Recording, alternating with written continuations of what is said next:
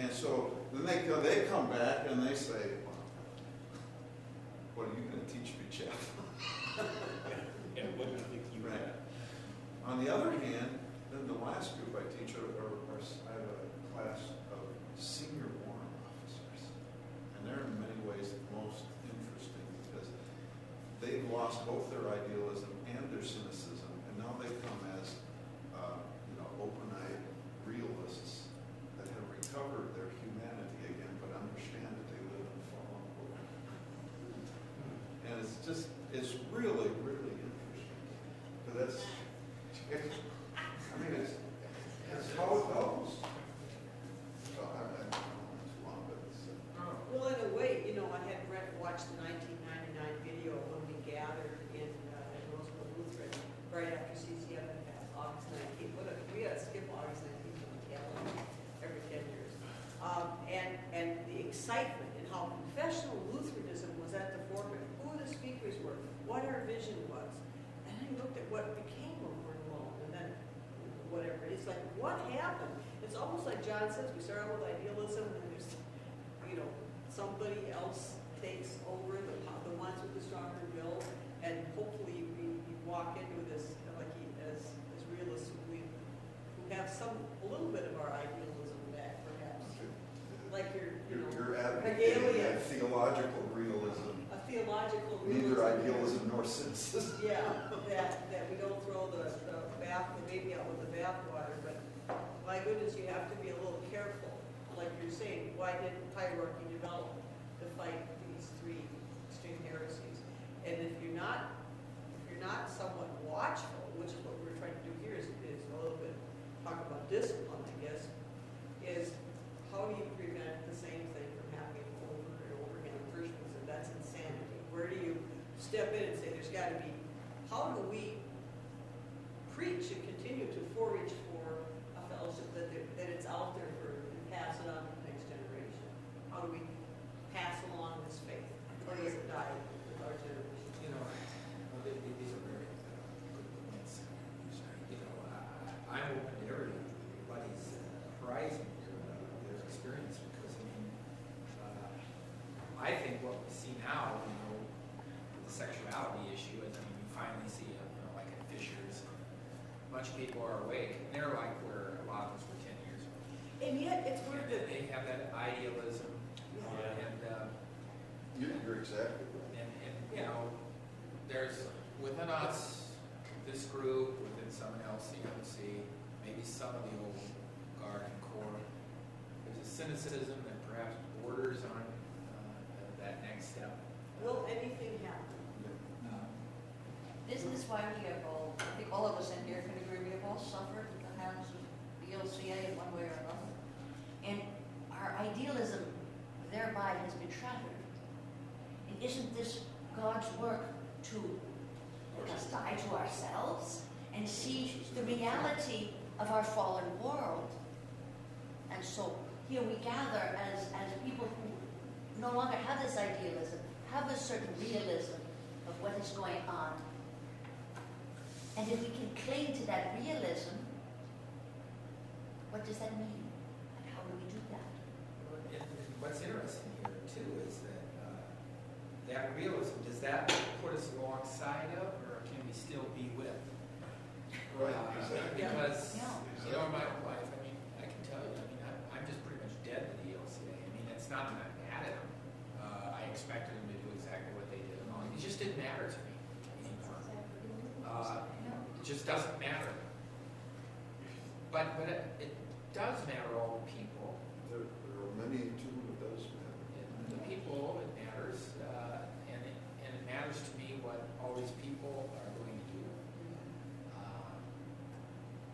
I feel like young David, who was appalled because, he said, God, look what these people are saying about you. Are you going to tolerate this? Right. When he was about to kill Goliath, he was talking about Goliath and how he was insulting God's name. And this hurts us. This is the issue with the ELCA. Not that we do not love gay people, but we're the only hope here. The only hope that the gay people have is is the truth of the gospel, that God did not create them this way, and God can help them and heal them. And this is hurtful to see what the ELCA is doing. Now, I want to challenge this group to think. Why does anyone think here that the ELCA is anything? Why do we consider the ELCA to be anything?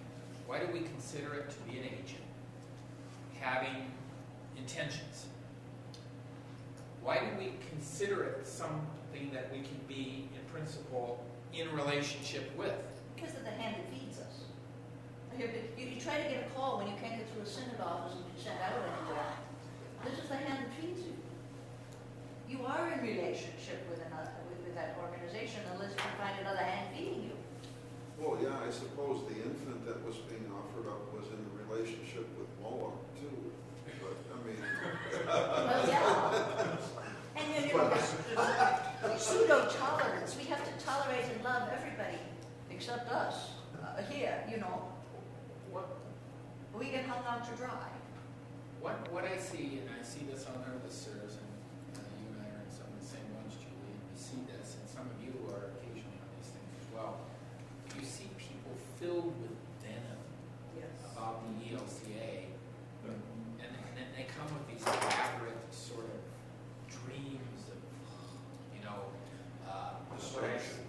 Yeah, they come with, you know, some kind of dream that there's some kind of alternative, deep plans going on to steer something this way or that way, or that the same thing is happening and we're alone, or I'm just thinking, let's just get rid of all that.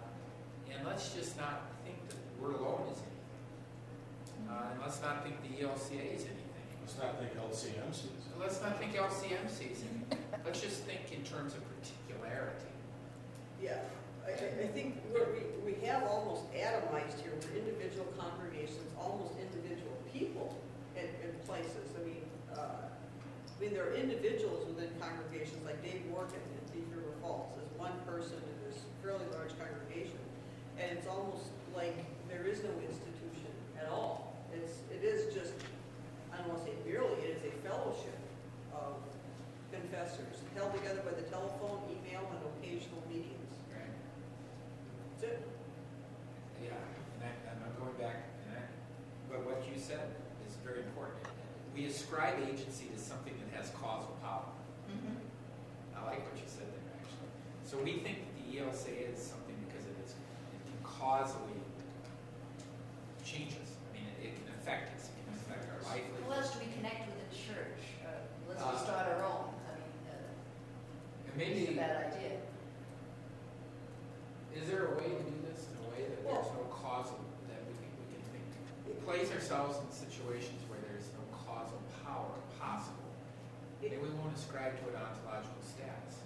Right. It's scary for pastors to think of themselves being like in this atomized kind of thing.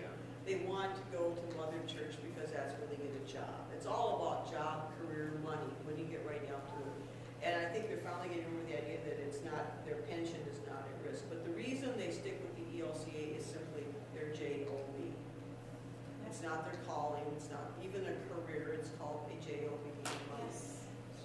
And they worship that. That has now become their idol. And the institution can offer them that because the churches let it happen. And we've talked about it for 12, 15 years. Churches still don't have, shall we say, the guts or the courage to be part of this atomized community of fellowship, a mere fellowship of confessors, as opposed to Mother Church, the institution that's going to provide them with bad pastors, maybe, but pastors. Very well said. I tell you though, if you wanted to lose your idealism, try to do serious German work in the BLCA, or formerly the LCA. There you find that what people want, what they expect, black is white and white is black, you know. The more you go, the more they hate you. Can we take a Because it's little on the break? agenda, it's on the agenda for a certain congregation to get rid of it, you see. Can we take That's a been little my experience, break? again and again. Let's take, I would just